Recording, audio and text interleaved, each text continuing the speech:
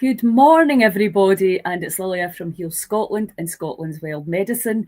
And with me this morning, I've got Stephen Bowie, all the way from Aberdeen. Stephen, how are you doing? I'm all right, yeah, a bit sore, as you know, but yeah, coping. So you and I met. Actually, it was only this year we met in person, which seems crazy. It seems like so long ago now. So much has Absolutely. happened. But we met in Skye when we ran the first retreat for the vaccine injured. So your story really, really hit me in the heart, as everybody's did.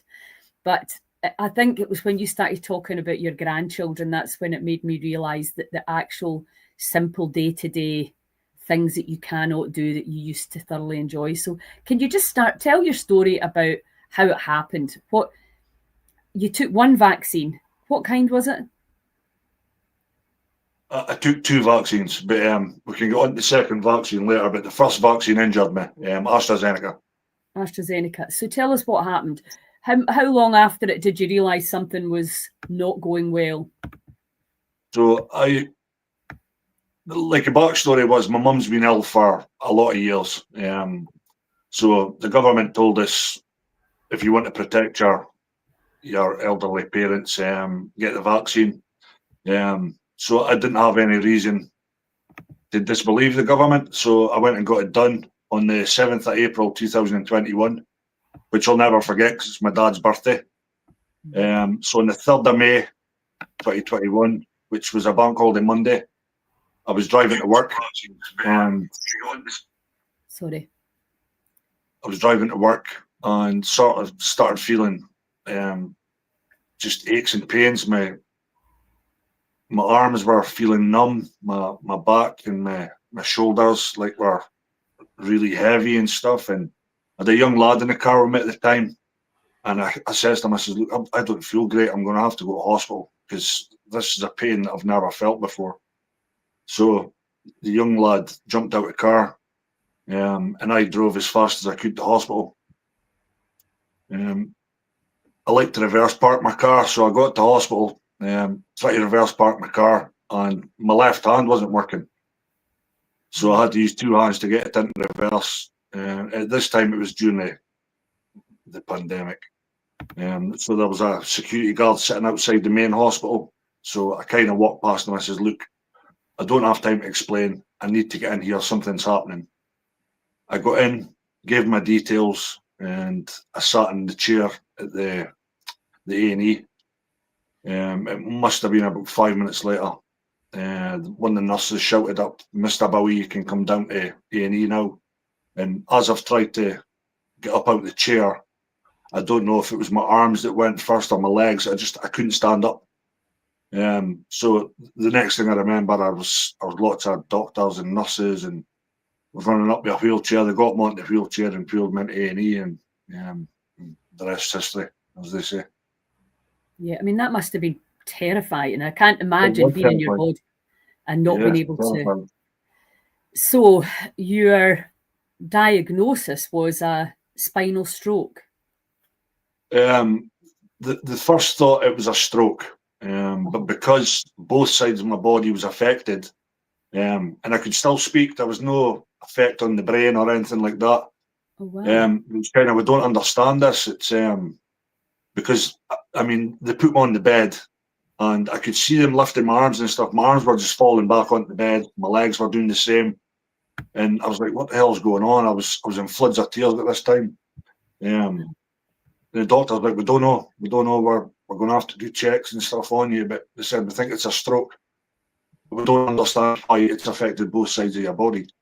So then they came to the diagnosis of spinal stroke. So you were conscious the whole time this was happening? Yeah. And obviously it must have been quite scary to realise that they didn't really know what was happening to you either.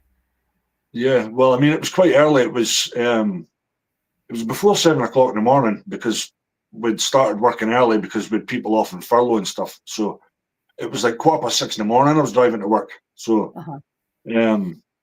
yeah, this has been on for about 3 hours, and we're still like MRI scans and stuff. We don't know what's happening, and then it came back with the diagnosis of spinal stroke.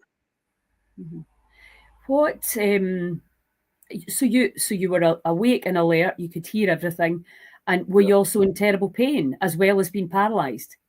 No, I was just numb. I didn't have any pain because I couldn't. I was paralysed from neck down, so I had no pain at all. Right. There was just nothing there. It was just a head basically. Wow. I So can't yeah, even I didn't feel can't any pain. I, imagine. just, I felt nothing. Felt nothing. So talk us through what happened after that. I mean, what they then did they come and they tell you you've had a spinal stroke? Um, What does that mean? to be honest, it's a bit blurry. I remember them asking me, "Will we phone your partner?" And being a Scotsman, I was like, "No, let's see what's happening first. It might not be anything serious."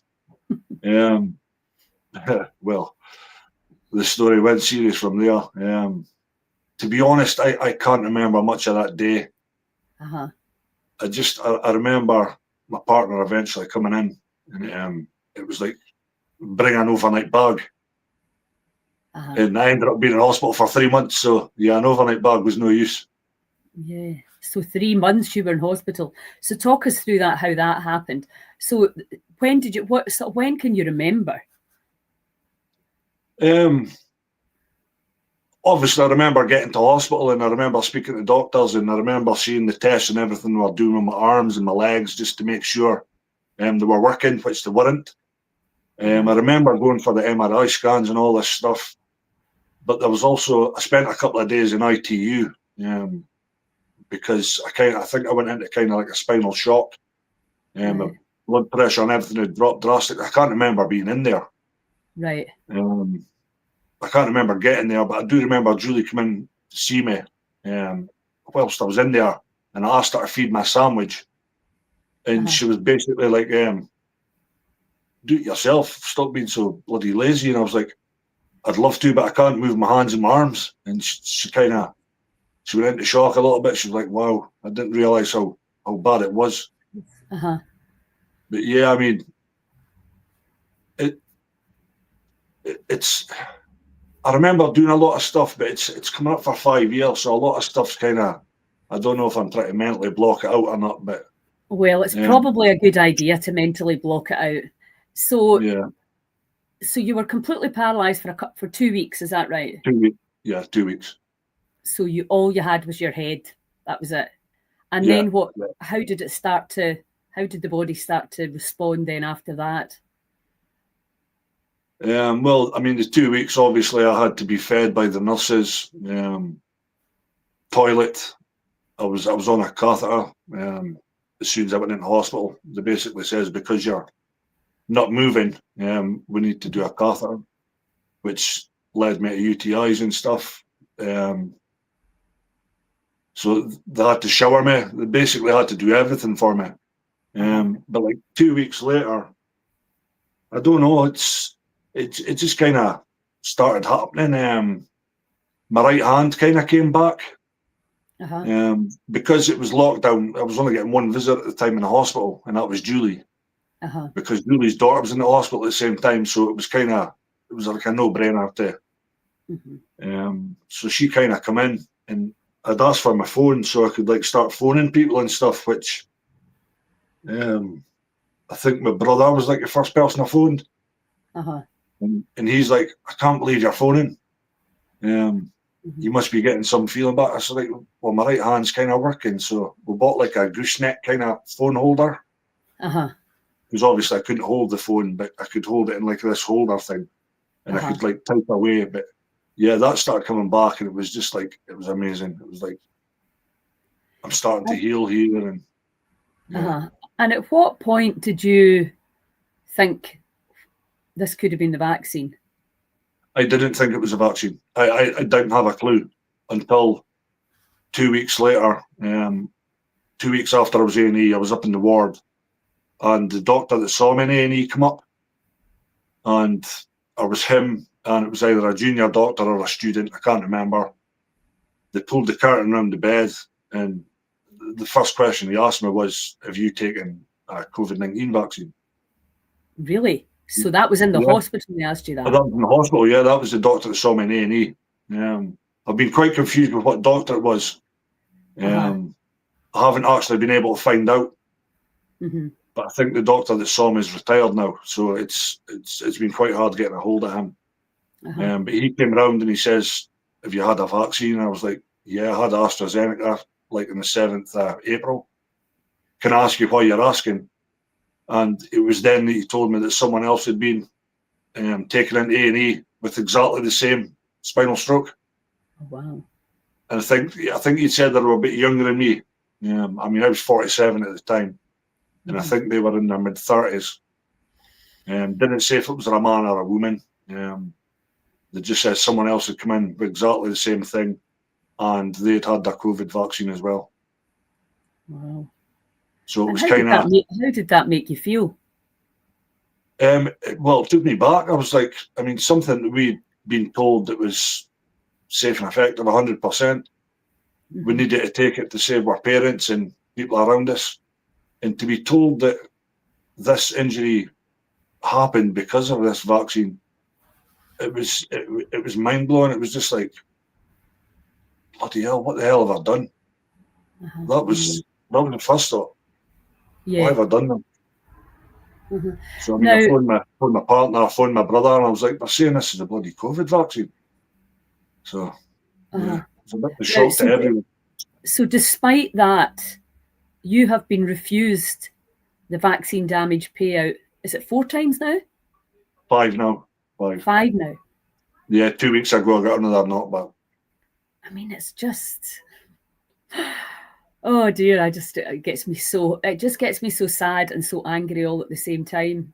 Morning, Kaz. Yeah, you're absolutely right. It doesn't get any easier hearing the stories, but I'm afraid we have to talk about it. And it's not all, I mean, clearly, you know what happened to my brother as well. He collapsed 2 days after. He didn't have a spinal stroke, but it has destroyed his life.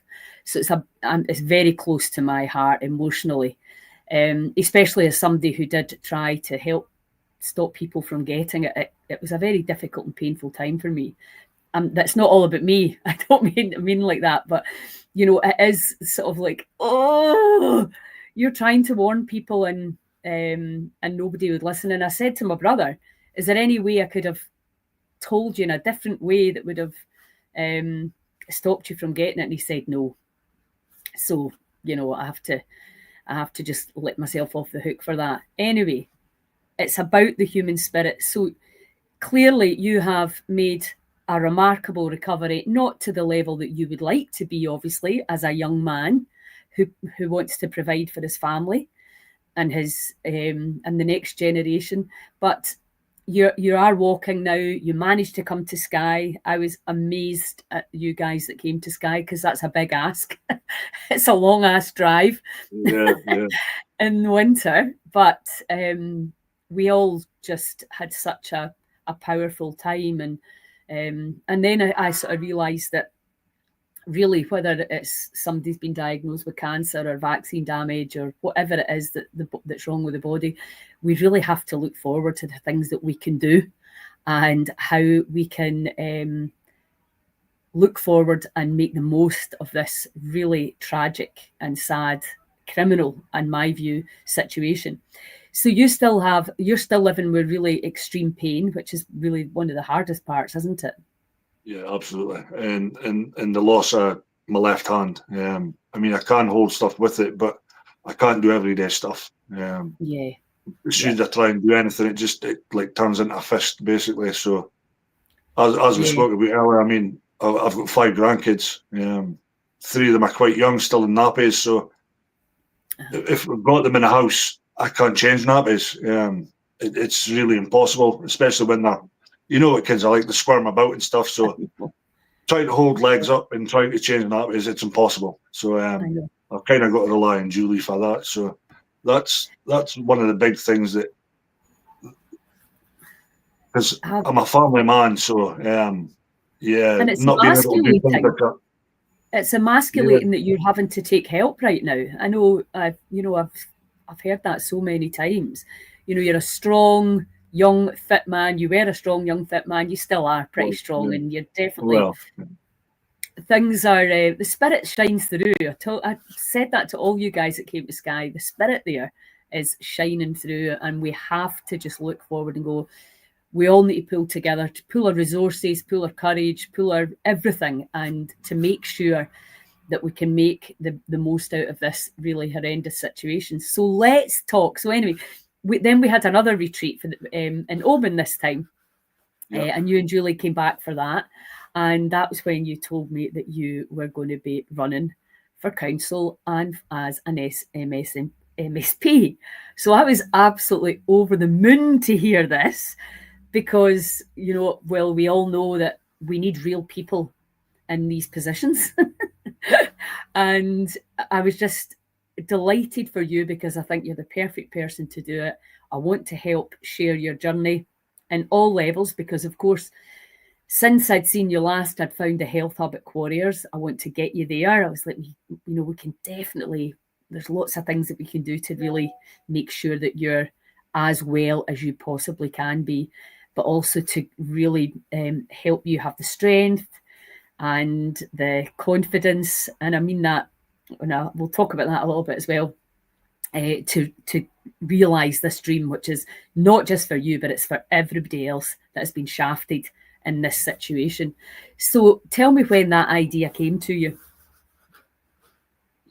It's actually been in the background for months. So I don't know, I was flicking through, because I'm always on my phone now. So I was just flicking through and I was like, what can I do to make a difference? Because obviously physically, I'm not able to do stuff like raising money for charity and stuff. I can't do great big long walks and abseil down mountains and stuff because I'm not physically able to do it. And I thought, what else could I do? So I found a website called Inclusion Scotland, which is they basically help disabled people get into politics. And I thought to myself, can I get into politics? Because you know yourself, there's no politician speaking about vaccine injury at the moment. I mean, we had one person, but he's been voted out his constituency. I know. But I just thought maybe I can do something to get this vaccine injury back getting talked about and possibly get some help for us. So I just applied for Inclusion Scotland, and last week the phone and says, you've been awarded a grant. So I've got a desk and everything that'll move up and down so I can stand up at the desk and just get comfortable. I've got I think it's like an app. It's going on my laptop, so I can, obviously I've only got like half a hand that works properly, so I can basically speak into my laptop and it'll do everything for me. Right. So that was approved last week. So it's basically full steam ahead now. For me next year. I was so happy for you when you sent me that message because I'm like, right, the signs are opening up now. You know, considering they've got the actual gall to knock you back for the vaccine injury. I mean, I do not understand how that's even legal, because we know it's on your records as well, don't we? It's in my records, yeah. And I mean, the yellow card's no proof, but it was enough proof for the doctor to fill it in. I mean, I've checked back the amount of spinal strokes that was in Aberdeen over like the 5 years of the pandemic. And there was only 2 yellow cards entered for spinal strokes. And that was me and the person that was in the same time. Right. So, I mean, that tells you a story in itself, you know. So Absolutely. Yeah, so that's fantastic. So now you've got a vision, you've got something to get your teeth into, which I think you're very wise. You were looking at, well, what can I do? Because that's what we have to do. If this is the new normal for now, what can I do within the realms of this my abilities? So I think it's a perfect place to go for you. So, but then the other thing, obviously, that I was really wanting you to experience was the health hub because of the technology that is there. And there's one piece of equipment I've not spoken to you about yet, which is vibration training, which is brilliant rehab for people who have had strokes.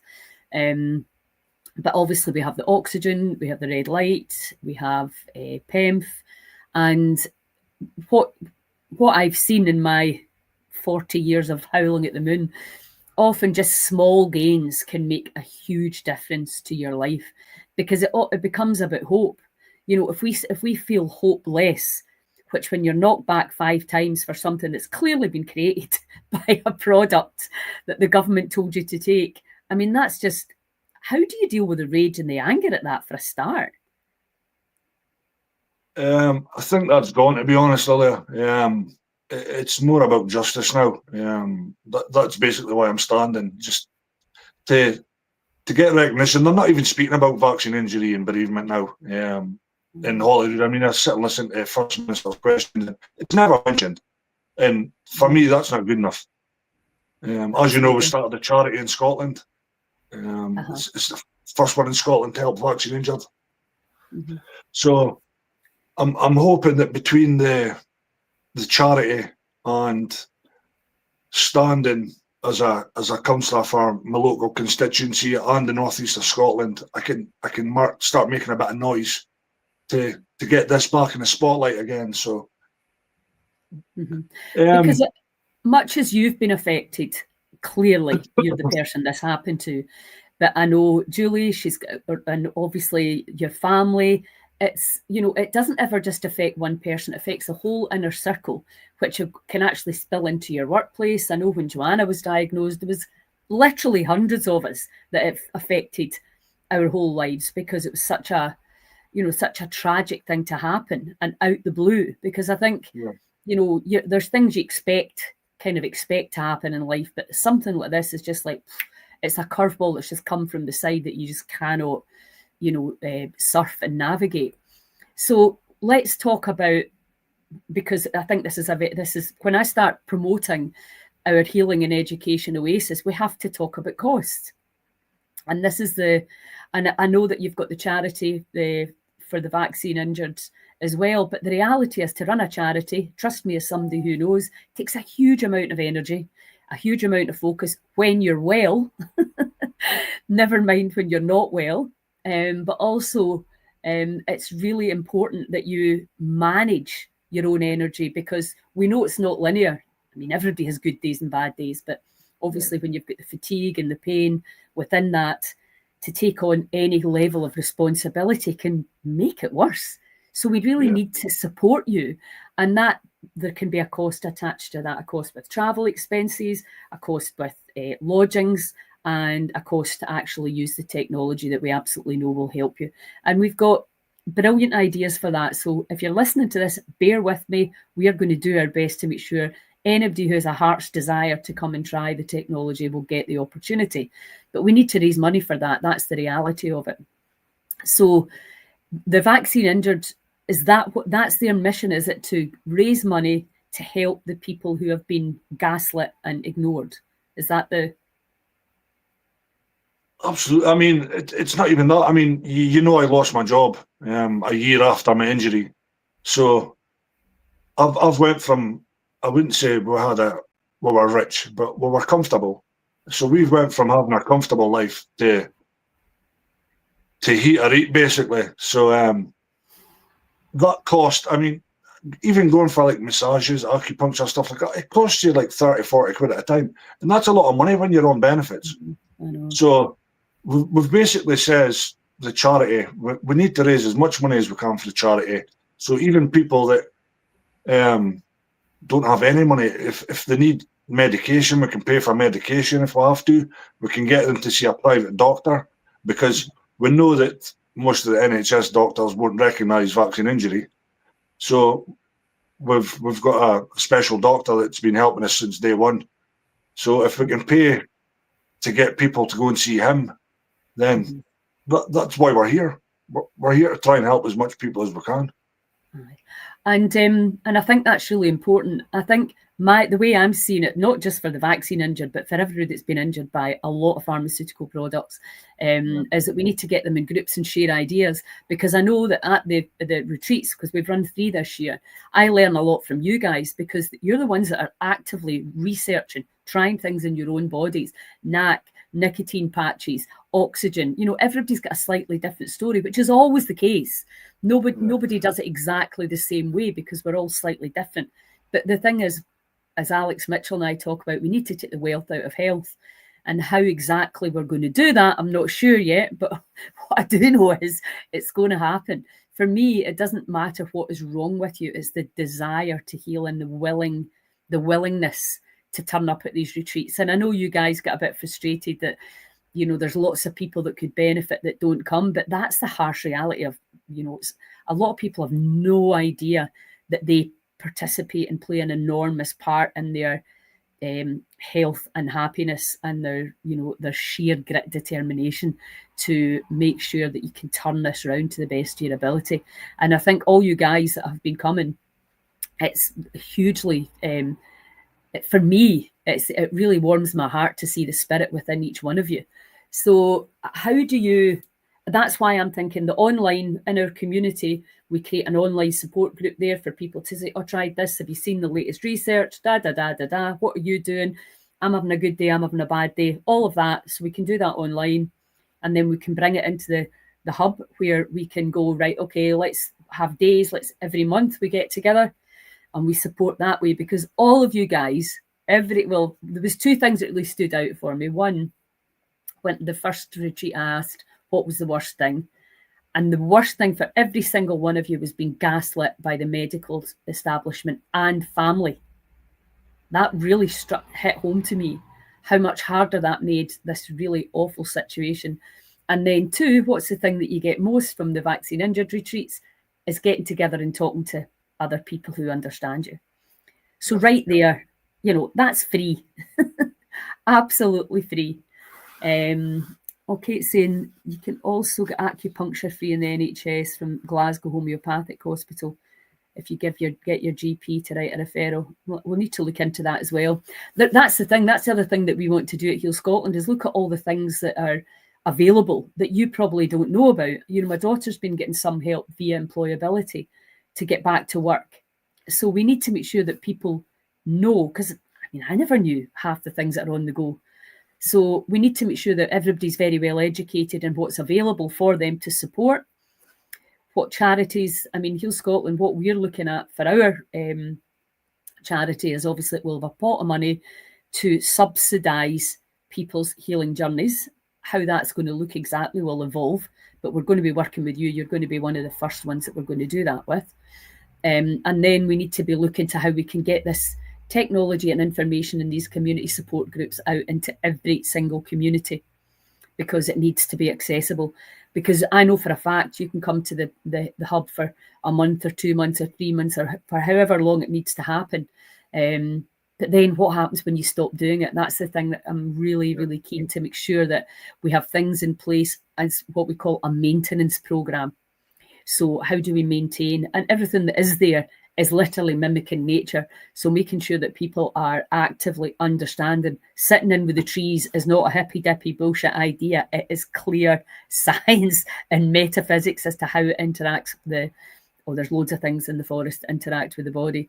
So thank you for being brave and standing up and being willing to come and share your story with us. This is just episode 1, and I just wanted to introduce you to everybody.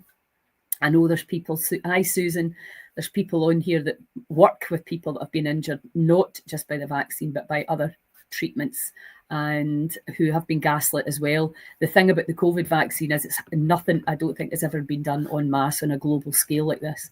And a lot of people still don't know and don't understand that their deteriorating health has been attributed by the products, and we have to talk about it, and we have to get the government to listen, and we need to, but like I keep saying to you guys, we, the people, are the ones that need to make the changes. We have to help ourselves and create this movement so that we can really make sure that you're not sitting in your house, as a lot of people are, as you are, lonely, cut off, depressed, gaslit. And there's actually things that you could be doing that would make you feel better, but nobody's bothered to tell you about them. Breath work, meditation, visualization, somebody even wheeling you into the forest. There's so many things that can be done to help. But going back to what you guys have told me, talking to like-minded people and getting together in groups, a change of environment, these are the simple things. So if anybody listening to this has been injured, would like to support and help, what's the best way to support you, Stephen?